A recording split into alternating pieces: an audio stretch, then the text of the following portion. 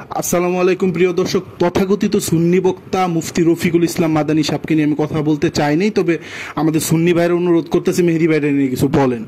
বা এই বিষয়টা নিয়ে আমি কি বলবো, আমি একটু পূর্ব থেকে আমি আপনাদেরকে যদি বিষয়টি ক্লিয়ার করি। আচ্ছা, আগে ভিডিওটা দেখেন।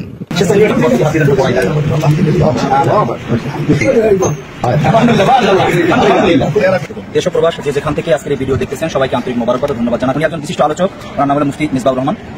হযরত ইতিপূর্বে 1800 মাইজবান্ডার সহ বিভিন্ন দরবারের সঙ্গে ওনার সম্পর্ক ছিল। উনি ইতিপূর্বে পাকিস্তানের তায়েশা হুজুরের মুরিদ ছিলেন এবং 1800 এবং মাইজবান্ডারের দীর্ঘদিনের উনি খাদেম ছিলেন। তো আলহামদুলিল্লাহ এক পর্যায়ে উনি হক তালাশ করতে গিয়ে, উনি যখন কোরআন সুন্নাহ অনুযায়ী আমল করা শুরু করছে, হক তালাশ করতে গিয়ে উনি সর্বশেষ উনি বুঝতে পারছেন যে চরমনাই আলহামদুলিল্লাহ বাংলাদেশের ভিতরে সঠিক ও হক দল। সেই হিসেবে উনি নিজের থেকেই আমাদেরকে খুঁজে বের করেছেন। পাশাপাশি আমরা ওনার সাথে যোগাযোগ করেছি। ধন্যবাদ জানাতে হয় আমাদের মুফতি আতিকুর রহমান রশিদ ভাই, ওনার সাথে সর্বপ্রথম যোগাযোগ হয়। সেখান থেকে আমার কাছে যোগাযোগের মাধ্যমে উনি চরমনাই আসার আগ্রহ প্রকাশ করেন। আমি জিজ্ঞাসা করেছি চরমনাই আসলে ওনার অনুভূতি। উনি বলছেন আমাদের চরমনাই হওয়ার ব্যাপারে আমি নিশ্চিত এবং শিওর হয়েছি 100%। আমি চরমনাই বায়াত গ্রহণ করবো এবং ইসলামী আন্দোলনে আমি একজন সদস্য হবো। ভিডিওটাতে আপনারা কি বুঝতে পারলেন? উনি সুন্নি হওয়ার পরও চরমনায় গিয়ে উনি বায়াতে রসুল গ্রহণ করেছে, মানে ভিডিওর মধ্যে উল্লেখিত যে বিষয়টি প্রমাণ পায়। এখন আপনারা আসেন মূল কথায়। তথাকথিত সুন্নি বক্তা মুফতি রফিকুল ইসলাম মাদানী উনি পূর্বে একবার সুন্নি হয়েছিল, আপনার অতীতের ইতিহাস জানেন। পরবর্তীতে আইসা উনি কি করলো, আবার কৌমিতে যোগদান করলো, আপনারা এটাও জানেন। পরবর্তীতে আবার উনি সুন্নিয়ত গ্রহণ করছে। আমি যতটুকু জানি, আমার ভুল হতে পারে। আচ্ছা যাই হোক, কথা সেটা না। পরবর্তীতে উনি সুন্নি জামাতের বিভিন্ন মাহফিল করা শুরু করলো এবং মাহফিল টাফিল করতে করতে উনি পরবর্তীতে একটা ভালো অবস্থানে আসলো। আসার পর ওনার অবস্থানটা আরেকটু ডাউন হলো। কৌমিতে যখন ডাউন হয়েছিল, তিনি পরবর্তীতে সুন্নি জামাতে যোগদান করেন।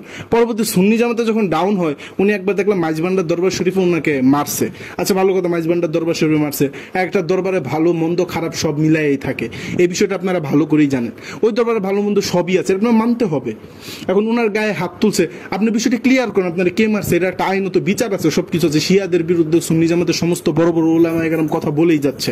শিয়াদের বিরুদ্ধে বর্তমান সুন্নি জামাতের বড় বড় উলামায়ে কেরামের কথা বলে যাচ্ছে।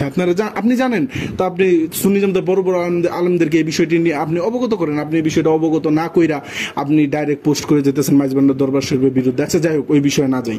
পরবর্তীতে আপনি আসেন, এখন আপনাকে দেখা যাচ্ছে আপনি কওমি জামাতের চরমনায় গিয়ে আপনি বায়াত গ্রহণ করছেন। আপনার এই টুপি খুইলে আপনারে 5 কল্লি টুপি পরাই দিছে, এটার মানে কি? টুপি নিয়ে তো কেন গুতাগুতি? আমার এই টুপি ভালো লাগে, আমি পরি। এই টুপিটা সুন্দর, সাইজে সুন্দর, আর ওই টুপি মাথার সাথে একদম লাইগা থাকে, এটা আমার কাছে ভালো লাগে না, আমি পরি না। টুপি নিয়ে গুতাগুতির কিছু না। ও 5 কল্লি টুপি পরবে, তারে বাধা দেওয়া যাবে না। ও বড় টুপি পরবে, ওরা বাধা দেওয়া যাবে না। ওখানে দেখলাম বউ লম্বা টুপি খুললে 5 কল্লি পরাই দিতেছে, কি একটা অবস্থা। এনায়েতুল্লাহ আব্বাসী সাহেব সরাসরি বলেছেন 5 কল্লি টুপি পরা সরাসরি নবীর সুন্নত না। আমি বললাম আর শক্ত টুপি পরো সরাসরি নবীর সুন্নত, আমার সাথে দরকার হলে আছে বসো। আপনারা তো এনায়েতুল্লাহ আব্বাসী সাহেবের সাথে বসেন না। আচ্ছা যাই হোক, আমি ওই দিকে না যাই, আমি এদিকে আসি। এখন পরবর্তীতে মুফতি রফিকুল ইসলাম মাদানী সাহেব এই বিষয়টি তিনি ক্লিয়ার করেননি এবং কি এখনো করেননি। তবে আমরা ভিডিওতে যাই স্পষ্ট দেখতে পারলাম উনি আবার কৌমিতে যোগদান করছে। বিষয়টা খুবই হাস্যকর আমাদের কাছে। আসলে মূল কথা হচ্ছে ওই জায়গায় মানে আসলে তারা ভাইরাল হওয়ার দান্দায় নামছে। যেমন ওই জায়গায় মাঠ পাইছে, পায় নাই, কইমা গেছে। পরবর্তীতে তারা জানে সুন্নিয়তে আসলে মাঠ হবে। আর সুন্নি জামাতের আকাবির শূন্য। সুন্নি জামাতে যদি আকাবির থাকতো, সে সুন্নিয়তে জয়েন করার পূর্বে তাকে হয়তো বা নতুনভাবে তাকে বিষয়গুলো বুঝাই দেওয়া হয়তো, ভিডিও বার্তার মাধ্যমে কিছু একটা হইতো। এই বিষয়গুলো স্পষ্টকাতর হয়নি, বিষয়টা খুবই দুঃখজনক। পরবর্তীতে আপনার সুন্নি জামাতের, যাই হোক আমি ওই দিকে আর না যাই।